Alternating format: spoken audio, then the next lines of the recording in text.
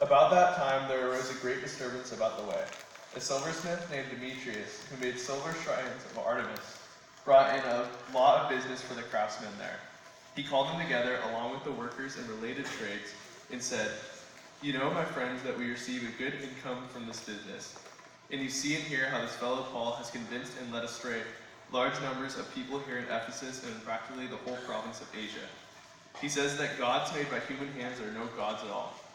There is danger not only that our trade will lose its good name, but also that the temple of the great goddess Artemis will be discredited, and the goddess herself, who is worshipped throughout the province of Asia and the world, will be robbed of her divine majesty." When they heard this, they were furious and began shouting, "Great is Artemis of the Ephesians." Soon the whole city was in an uproar. The people seized Gaius and Aristarchus, Paul's traveling companions from Macedonia, and all of them rushed into the theater together. Paul wanted to appear before the crowd, but the disciples would not let him. Even some of the officials of the province, friends of Paul, sent him a message begging him not to venture into the theater. The assembly was in confusion. Some were shouting one thing, some another. Most of the people did not even know why they were there. The Jews in the crowd pushed Alexander to the front, and they shouted instructions to him. He motioned for silence in order to make an offense before the people. When they realized he was a Jew, they all shouted in unison for about 2 hours, "Great is Artemis of the Ephesians." The city clerk quieted the crowd and said, "Fellow Ephesians, doesn't all the world know that the city of Ephesus is the guardian of the temple of the great Artemis and her image which fell from heaven? Therefore, since these facts are undeniable, you ought to calm down and not do anything rash. You have brought these men here, though they have neither robbed temples nor blasphemed our goddess. If then Demetrius and his fellow craftsmen have a grievance against anybody, the courts are open and there are proconsuls. They can press charges. If there's anything further you want to bring up, it must be settled in a legal assembly. As it is, we are in danger of being charged with rioting because of what happened today. In that case, we would not be able to account for this commotion since there is no reason for it." After he had said this, he dismissed the assembly. So basically what's going on in this verse is, you see, like, it starts off saying there arose a great disturbance about the way, and the way is capitalized in this verse, and it basically means like Christianity in the beginning of the church. And so there's great disturbance about the way, and so Paul and all of his like fellow disciples are all they're all walking through Ephesus right now, and all of a sudden they see this guy named Demetrius, who's a silversmith, or is it blacksmith or silversmith? Silversmith in this verse. So, and Demetrius. So basically, what he does is he makes these shrines of Artemis, who's this goddess. She's this Greek goddess. So, you guys have read, that in school, about Greek gods and goddesses, Zeus and I don't know, I'm super into that. Thor! Yeah, Thor. It's so Loki. Artemis is the goddess of hunting. And so they're just really into this Greek goddess, and they make these shrines and they sell them, and people buy these little statues that they put of Artemis. And they're all sitting there, all these people who are craftsmen, and all of a sudden Paul's going to come in and he's going to start preaching to them about Jesus. And so, can any of you see why there's a problem there? Why they'd be mad about that? Because Paul's going, yeah, you want to answer? Yeah, because they're going to ruin their business by changing who they believe in. Yeah, exactly.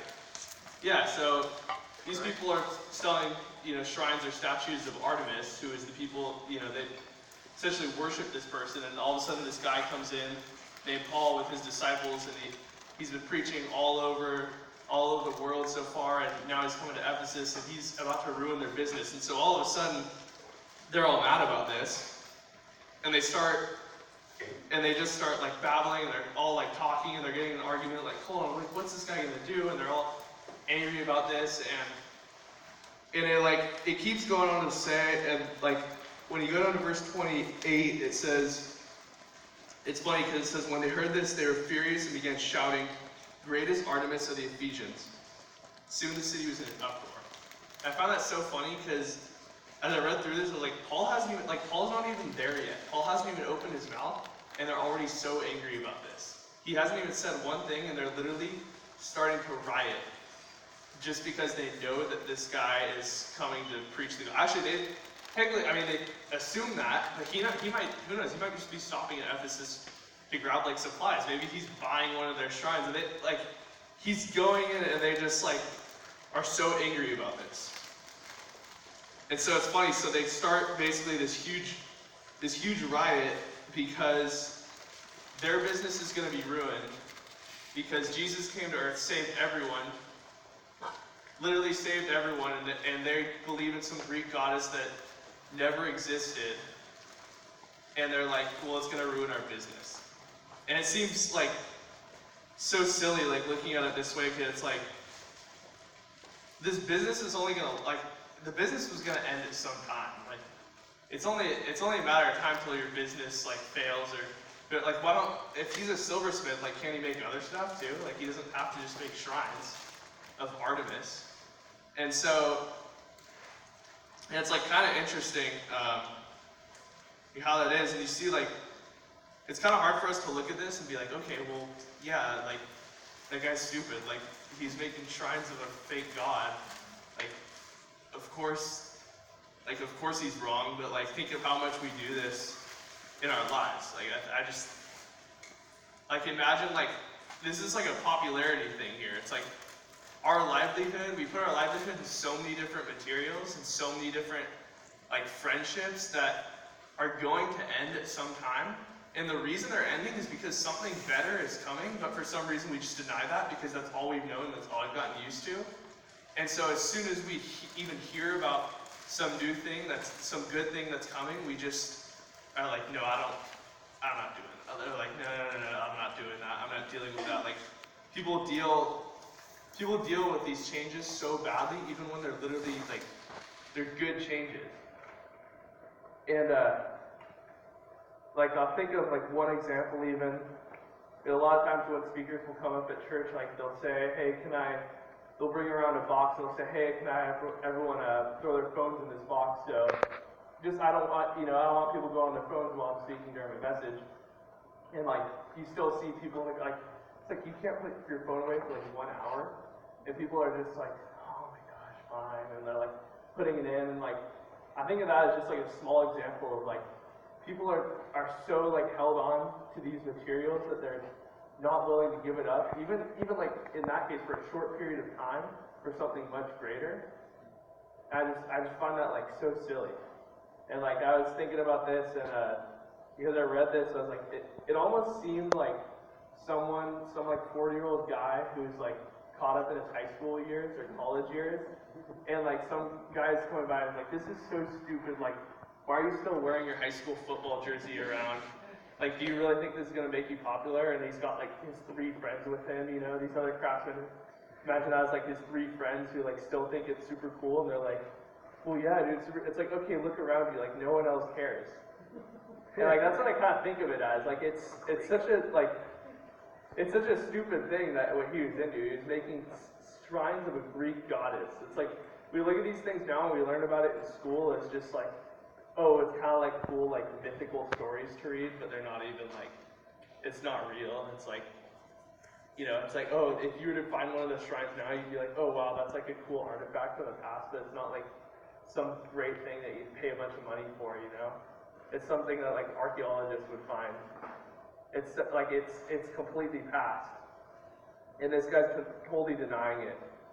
And saying, no, like, you guys can't be doing it. And like, you see like, you know, you're in Acts, you skip through, you know, you go a couple pages back into the gospel and you're seeing like how much, like what they're missing out on in this case. They're like, you even see like what Jesus did and what his people are doing right now, like what he's doing for people, they're performing miracles.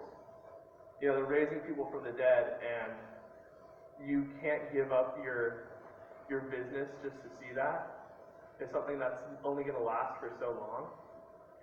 And so, yeah, no, I just found it, like, it's pretty interesting. It's like, this shows, like, kind of an extreme extreme, but like not extreme of like how material things and us not willing to give up material things like can really impact a place. And like, you know, in this case, literally the entire city started rioting because some guy who had been preaching the gospel was coming near and hadn't even opened it. He never like Paul literally, I don't think he says a word in this entire verse. In all these verses, he like never says anything, and they just like they've heard of this guy, and they just like are like, oh no, and they start rioting. And it's like, I don't know if you guys know about Paul, but like this guy of all people should know. He was a complete Christian hater, complete Jew hater at this time, and he was killing Christians. Anyone who was trying to teach the gospel, he was killing them, and it came to a point where he literally had to be blinded by God to realize, like, oh my gosh, like, Jesus is real, God is real, and he's doing amazing things in people's lives, and he's changing mine. And like, he should know of all people. Like, these people, like, if you want to listen to anyone about this, like, listen to Paul. I think he knows that these people are just completely denying that in this whole verse. And I don't know, so that verse is pretty interesting. It's it doesn't seem that relevant at first, but when you dig into it and see like what it really means, besides like, oh, some guy's business is getting shut down, you really see how it applies to our lives and how much, we do the same thing with just everything. It's like if someone were to come to your school and just be like, man, like this is like so like why are you doing all this stuff to try and fit in? Like, it's just so pointless, and it's not going to wear off in the end. It's just, this is all going to go away someday. And it's a pretty interesting verse. So hope you guys took away something from that. I'm just going to pray us out.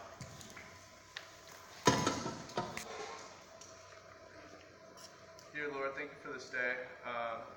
Thank you that I had the opportunity to come here and speak at Epic. I would just hope that everyone could take this verse away and just take it to heart and, just remember this, going through the rest of the summer, going to boats and reflecting on this, and just remembering this when they go back to school as well. I pray that no one here would let anything material or anything that's not going to last get in the way for their love for you and your love for them. In your name I pray, amen.